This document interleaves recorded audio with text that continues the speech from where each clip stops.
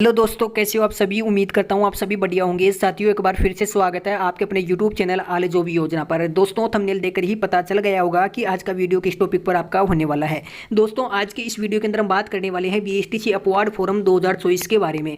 दोस्तों, जैसा कि आप सभी को पता है कि अपवार्ड फोरम को लेकर यहाँ पर ऑफिशियल सूचना जारी हो चुकी है, जिसके अंदर आपकी योग्यताएं बताई गई है। सभी साथियों को बता दें, इस फोरम को कौन कौन भर सकता है। इस बार इस फोरम के अंदर काफी ज्यादा बदलाव आपके यहाँ पर किए गए हैं और घर बैठे आप किस प्रकार से यहाँ पर कॉलेज चेंजेस करवा सकते हैं अपने मोबाइल फोन से आवेदन करके, सारी जानकारी आज की इस वीडियो के अंदर आपको देखने को मिल जाएगी। सभी साथियों को बता दें, जिन बच्चों को कॉलेज दूर मिल गया है या नापसंद कॉलेज मिल गया है, तो यहाँ पर उनके लिए कॉलेज बदलने का सुनहरा अवसर आया है। साथियों, मैं आप सभी को बता दूं, नोटिफिकेशन के अंदर तो पता नहीं कैसी कैसी भाषा लिखी हुई है, हो सकता है आपको वहाँ पे सारी चीजें समझ में ना आए, लेकिन मैंने इसी भाषा को यहाँ पर बहुत ही देसी तरीके से आपको समझाने की कोशिश की है। साथियों, आपको पूरा नोटिफिकेशन ऑफिशियल वेबसाइट से कहीं से भी डाउनलोड करके नहीं पढ़ना है। आप सभी को अपनी देसी भाषा में लिखी हुई सारी जानकारी सरल भाषा में आके यहाँ पर गूगल पे आके सर्च करना है अपनी ऑफिशियल वेबसाइट आले जो भी योजना, जैसा कि आपको ऊपर दिखाई दे रही है। जैसे आले जो भी योजना सर्च करोगे, आपको ऊपर ही ऊपर अपनी नई वेबसाइट दिखाई देगी, यहाँ पर आले जो भी योजना। दोस्तों, आपको इस वेबसाइट को यहाँ पर ओपन करना है। जैसे ही ओपन करोगे, आपके सामने कुछ इस प्रकार का इंटरफेस नजर आएगा। ऊपर ही ऊपर आपको बीएसटीसी 2024 अपवार्ड फोरम डेट को लेकर एक पोस्ट डली हुई है। दोस्तों, इस पोस्ट को आपको ओपन करना है। मैं सभी साथियों को बता दूं, इस पोस्ट के अंदर आप सभी को पूरी जानकारी देखने को मिल जाएगी, बिल्कुल देसी भाषा में, कि नोटिफिकेशन के अंदर किस प्रकार की योग्यताएं रखी गई थी, कौन कौन यहां पर आवेदन कर सकता है अपवार्ड के लिए। सारी जानकारी बिल्कुल सरल ही भाषा में देखने को मिल जाएगी। सभी साथियों को बता दें, जिन बच्चों ने अभी तक अपना WhatsApp group, Telegram group join नहीं किया है, तो यहाँ पे क्लिक करके ज्वाइन कर लेना। बाकी चलते हैं नीचे की तरफ। जैसे नीचे स्क्रॉल करोगे दोस्तों, यहाँ से अपने काम की चीज प्रारंभ हो जाती है। दोस्तों, यहाँ से अपने काम की चीज प्रारंभ हो जाती है। बीएसटीसी 2024 अपवार्ड फोरम डेट जानिए कौन कौन लगा सकता है इस फोरम को। सभी साथियों को बता दें, यहाँ पर केवल आप इस यहाँ से पढ़ना प्रारंभ करेंगे तो आपको पूरी जानकारी बिल्कुल हिंदी भाषा में एवं देसी भाषा में समझ में आ जाएगी। तो उससे पहले मैं आप सभी को पढ़कर एक एक चीज, सारी चीजें यहाँ पे समझा देता हूँ, तभी आपका वीडियो का यहाँ पर मतलब निकलेगा। तो मैं आप सभी को बता दूं, वही अभ्यर्थी यहाँ पर आवेदन कर सकते हैं जिन अभ्यर्थी यहाँ पर इन बताई गई योग्यताओं का पालन करते हैं। तो सबसे पहली जो आपकी योग्यता रखी गई है, वो कह रहा है केवल वही अभ्यर्थी यहाँ पर आवेदन कर पाएगा जिस अभ्यर्थी को यहाँ पर पहली लिस्ट में कॉलेज मिल गई थी और उस कॉलेज में बच्चे ने जाकर यहाँ पर रिपोर्टिंग भी कंप्लीट तरीके से करवा दी थी और वहां से आपकी जो भी एडमिशन स्लिप थी वो प्राप्त कर ली थी ऑफिशियल वेबसाइट के माध्यम से। वही अभ्यर्थी यहां पर अपनी कॉलेज को चेंज करवा सकते हैं। पहली जानकारी तो ये कर रही है। उसके बाद दोस्तों, जो आपके दूसरी सूचना है वो ये कर रही है कि अभ्यर्थी द्वारा दी गई समय अवधि में पोर्टल पर उपलब्ध बीएसटीसी 2024 अपवार्ड मूवमेंट के लिंक पर जाकर आप यहां पर अपनी कॉलेज चेंज को लेकर आवेदन कर सकते हैं। साथियों को बता दें, जिसका लिंक आपको नीचे देखने को मिल जाएगा। जैसे ही आपके आवेदन चालू होते हैं, आप नीचे दिए गए लिंक पर क्लिक करके आवेदन कर सकते हैं। अब दोस्तों, तीसरी यहां पर सूचना बता रही है कि ऐसे अभ्यर्थी जिनको उनकी द्वारा चुने गए कॉलेज के अंदर से यदि उन्हें प्रथम स्थान का कॉलेज आवंटित हुआ है तो वो अपवार्ड के लिए पात्र नहीं होगा। मान लीजिए दोस्तों, कोई बच्चा काउंसलिंग के वक्त 10 कॉलेज भरता है और उसको पहले नंबर का कॉलेज आवंटित हो गया है, तो वो ऐसी स्थिति में अपवार्ड का फॉर्म नहीं लगा पाएगा।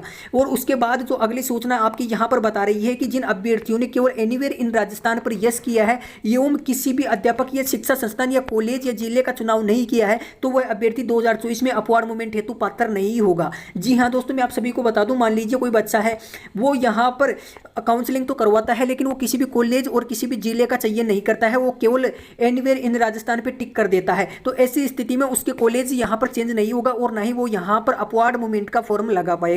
साथियों, यहां पर आपकी जो भी अगली सूचना है वो बता रही है कि अपवार्ड मूवमेंट हेतु अभ्यर्थियों के द्वारा काउंसलिंग के समय चुने गए कॉलेज और जिलों के कॉलेज पर ही विचार किया जाएगा। एनीवेयर इन राजस्थान पर किसी भी प्रकार का कोई भी विचार यहां पर नहीं किया जाएगा। मैं आप सभी को बता दूं, कोई अभ्यर्थी है जिसने काउंसलिंग के वक्त 10 कॉलेज यहां पर भरे थे और उसके बाद यहां पर उसने एनीवेयर इन राजस्थान या ऑल राजस्थान कर दिया था और उसे ऑल राजस्थान की कॉलेज में से इन 10 के अलावा किसी और कॉलेज यहां पर आवंटित हो गया है ऑल राजस्थान में से, तो मैं आप सभी को बता दूं, उसको यहां पर इन 10 कॉलेजों के आधार पर ही यहां पर अपवार्ड मूवमेंट लगाया जाएगा। वो चाहता है कि एनीवेयर इन राजस्थान में कहीं भी उसे कॉलेज चेंज होकर मिल जाए, तो ऐसा उसको कॉलेज नहीं मिलेगा, ये ध्यान में रखना। सिर्फ इन 10 कॉलेजों में से ही वो चेंजेस कर सकता है।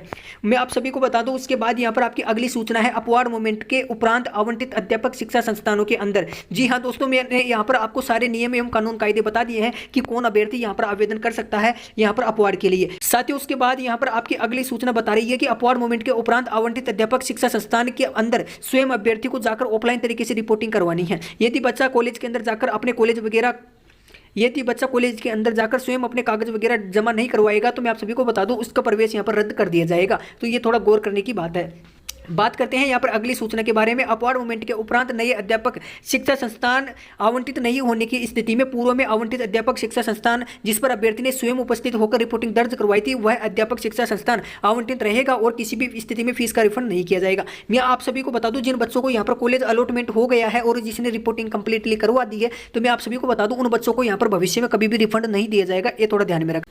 मान लीजिए कोई बच्चा है, वो चाहता है कि मैं यहाँ पर अपना कॉलेज चेंज करवा दूं, मुझे 10 नंबर का कॉलेज पसंद नहीं है, मैं चाहता हूं कि 9, 8, 7, 5, 4, 3, 2, 1 इनमें से कोई एक कॉलेज मुझे मिल जाए। अब उसके अंदर जो बाकी के कॉलेज हैं आपके 9 से लेकर 1 तक के, इसमें किसी भी प्रकार की कोई सीट खाली नहीं है। तो ऐसी स्थिति में क्या होगा कि आपकी वो कॉलेज यहाँ पर चेंज नहीं होगी। तो दोस्तों वो कॉलेज के अंदर ही आपको रहकर यहाँ पर डीएलएड वगैरह करनी है। आपको यहाँ पर सीट आवंटित नहीं होने पर आपको पूरी पुरानी कॉलेज में ही जाकर एडमिशन लेना है। ऐसा नहीं है कि आपका यहाँ पर से एडमिशन रद्द कर दिया जाएगा। मैं आप सभी को बता दूं, मान लीजिए आपको दूसरा कॉलेज आवंटित हो चुका है और उसके बाद आप चाहते हो कि नहीं, इस कॉलेज में मुझे एडमिशन नहीं लेना है, मुझे तो पुराना कॉलेज ही ज्वाइन करना है, तो आप ऐसी स्थिति में आकर पुराना कॉलेज भी यहां पर ज्वाइन कर सकते हैं।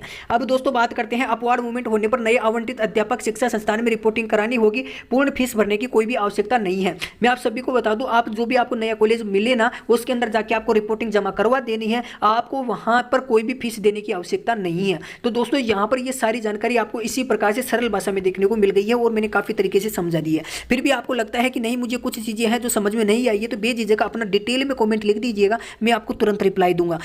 साथियों अब मिलते हैं आपको अगले नए वीडियो के अंदर। दोस्तों तब तक के लिए आप वीडियो को लाइक कर सकते हो, चैनल को सब्सक्राइब करके रख लेना और अपना WhatsApp group, Telegram group join नहीं किया है तो तुरंत यहां से क्लिक करके ज्वाइन कर लेना। बाकी मिलते हैं आपको अगले वीडियो में एक नई जानकारी के साथ, तब तक के लिए धन्यवाद।